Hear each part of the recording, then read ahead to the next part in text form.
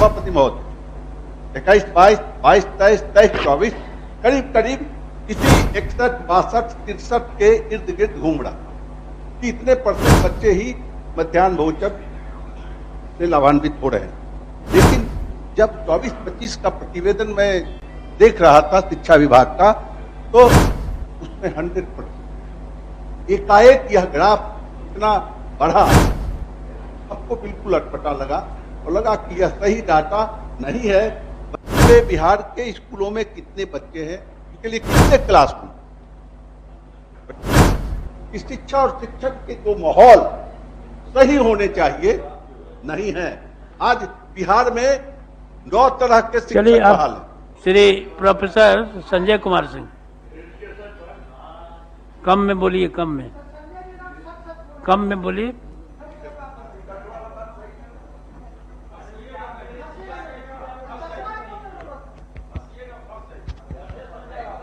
बोलिए भाई, दो भाई। ये माननीय सभापति महोदय, आपने वर्ष 25-26 के आय व्यय पर विभागवार सामान्यवाद विवाद में बोलने का मौका दिया है। मैं आपके प्रति और आसन के प्रति आभार प्रकट करता हूँ। माननीय सभापति महोदय, मैं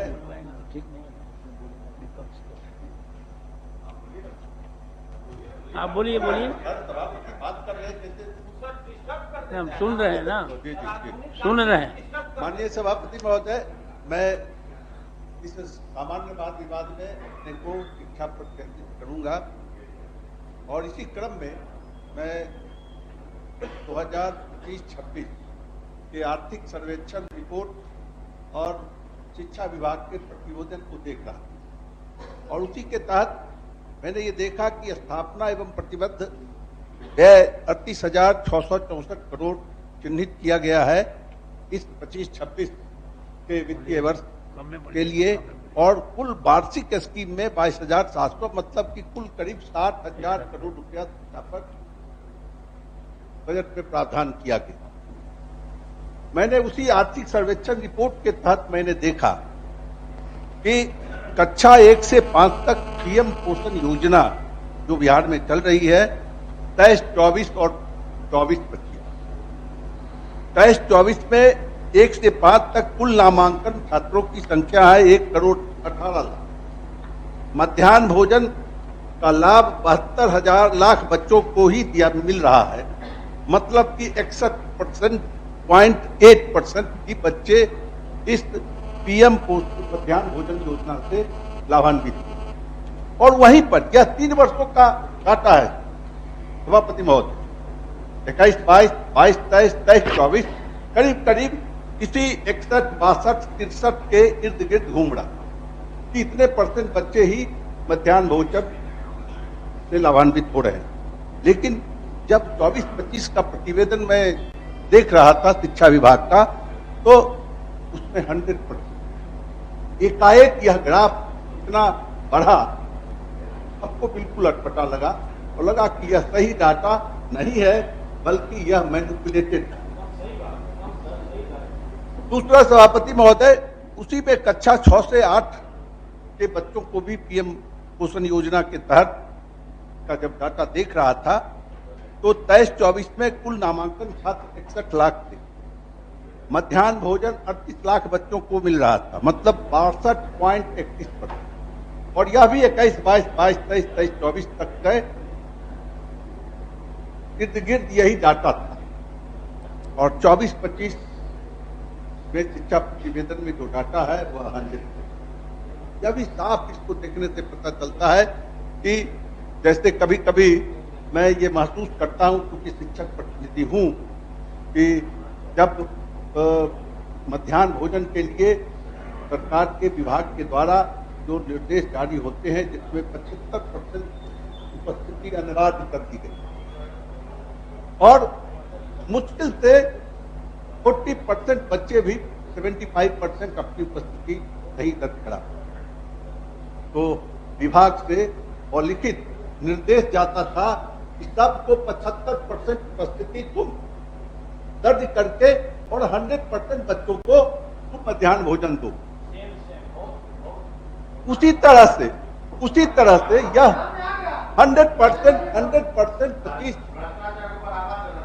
25-26 के डाटा को देखकर मैं हतप्रभ रहा कि 100% ये मध्याह्न भोजन पोषण योजना के माननीय तहत मिल रहा है। यह आपस में नहीं बात करें। दूसरी बात महोदय, मैंने प्रतिवेदन को जब देख रहा था, पढ़ रहा था, तो उसमें जो कमी पाई कि स्कूल, पूरे बिहार के स्कूलों में कितने बच्चे हैं, उनके लिए कितने क्लासरूम, बड़ी बड़ी बात अभी हो रही थी। स्कूलों में इंफ्रास्ट्रक्चर की कमी है, इसके डिटेल नहीं। और सही माने में माननीय मुख्यमंत्री जी बैठे हुए हैं,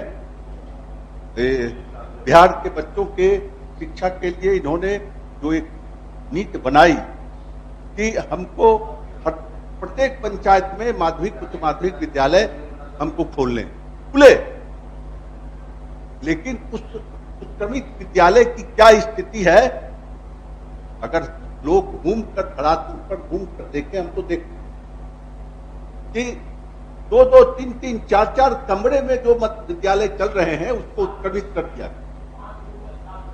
शिक्षक भी बहाल हुए हैं बड़ी संख्या में, बैठने की जगह नहीं है सभापति महोदय इन शिक्षकों को, जो बीपीएससी के द्वारा बड़ी संख्या में शिक्षक बहाल हुए। कई ऐसे आपको उत्क्रमित माध्यमिक और उच्च माध्यमिक विद्यालय मिलेंगे जहां छात्र को बैठना तो दूर, शिक्षक भी जितने कमरे हैं उसमें शिक्षक भी 22, 23, 24, 27, 30 की संख्या में। जब एक स्कूल में शिक्षक बहाल है, एक स्कूल के प्रधान का है एक कमरा ऑफिस के लिए है, अब 3 कमरा अगर स्कूल में है तो एक कमरा शिक्षकों के स्टाफ को कैसे बैठे। सभापति महोदय तो रख दीजिए। एक बस 2 मिनट हम लेंगे। सभापति महोदय 1 मिनट। अरे भाई, मैं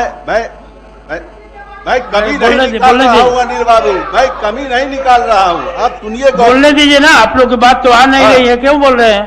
क्लासरूम की कमी है, मैं इसलिए ध्यान उन बातों को रख रहा हूँ कि माननीय शिक्षा मंत्री जी आने वाले दिनों में बिहार के प्राथमिक से ज्यादा माध्यमिक और उच्च माध्यमिक विद्यालय में जो बड़ी संख्या में उत्क्रमित विद्यालय किए गए हैं, उनके आधारभूत संरचना पर विशेष ध्यान देना होगा। ठीक, तभी इसका समाधान निकलेगा।